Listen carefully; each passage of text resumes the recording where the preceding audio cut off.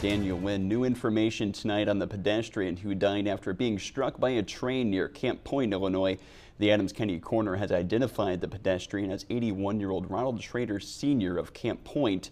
Officials were called to the scene of the collision just before noon yesterday after it was reported that a pedestrian was struck by an Amtrak train at North Ohio and East State Street in Camp Point. The pedestrian was pronounced dead on scene. The circumstances surrounding the incident are under investigation.